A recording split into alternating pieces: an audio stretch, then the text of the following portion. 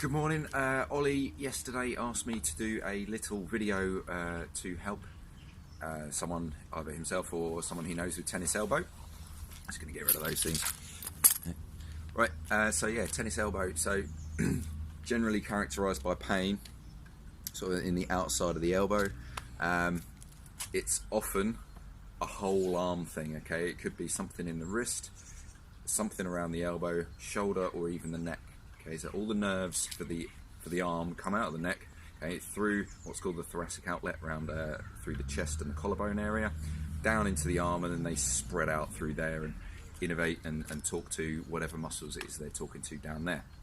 So for tennis elbow, okay, it just means there's tendonitis, inflammation at this point on the elbow, okay, so the outer point of the elbow.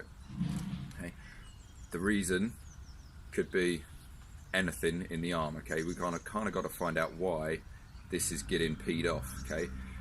Ollie, I know you're a carpenter, so you're using your hands a lot and you're gripping stuff and your drills and etc. So probably got a lot of wrist and forearm stuff going on, but it might also be chest, shoulder, and neck. Okay, so I'm going to run through a couple of exercises, a couple of little things you can do to help relieve pain in your elbow, okay? And these are something you should do daily to try and improve how your body perceives that area and how your body moves for the whole arm, not just for the elbow. Okay, so first off, you're going to start off by taking the shoulder back and down, and then ear over to shoulder, okay, for the affected arm. So this is my right arm, okay, so I'm taking my left ear over to my left shoulder. Okay, 5 to 10 of those. Okay, and then you can take your chin over to the side as well. And at this point, we're just mobilizing the neck, okay? If there's any tightness around the muscles of the neck, okay, it's just helping to relieve those, okay, giving them a bit of a stretch and a bit of a move. Next, we're going to move on to shoulder circles. So get the whole shoulder moving, get as much movement in there as you can. Let your arm dangle, that's fine, okay? You can lift it up if you want. Okay, and then you're going to go the other way, 5 to 10 in each direction.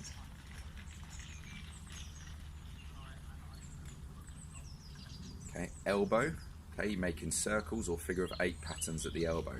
Really bend your elbow up so that you can get as much movement in the elbow as you can. Okay, and then change direction. Complicated, okay? And I've changed back, okay? So you just got to concentrate and make sure everything works. Okay, and then it's wrist. Okay, so it'd be wrist circles or figure of 8s. Okay, and then change direction. Okay, wrist one's a bit difficult, so what you can do is use the other hand and rotate both. As big a circle as you can. So you're really getting as much bend there as you can, and both ways. Okay, and it's cocking and uncocking the wrist as much as possible. And then change direction if you haven't done.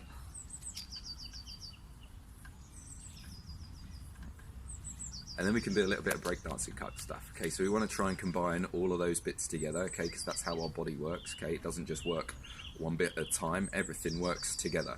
Okay, so we're going to take your hand, okay, start making a circle with your wrist, elbow, shoulder. Okay, okay, and make that as big and as complicated as you like. It might look a bit daft, but what you're doing here is telling your brain, telling the muscles, everything's okay here. Okay, and you can do it out behind you. Okay, and then come back to your elbow at the end of doing all of those. Okay, it should take 2-3 minutes. Okay, and give it a good little rub. Okay, and see how it feels. Okay.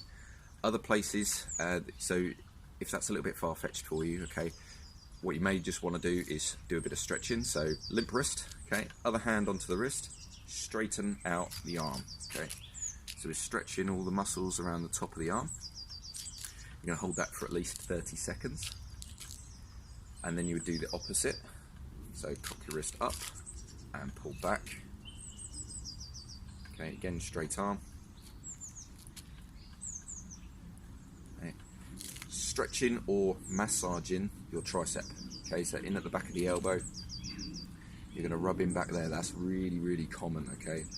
Not just for tennis elbow, but for all sorts of arm and even shoulder injuries, okay? So into the tricep.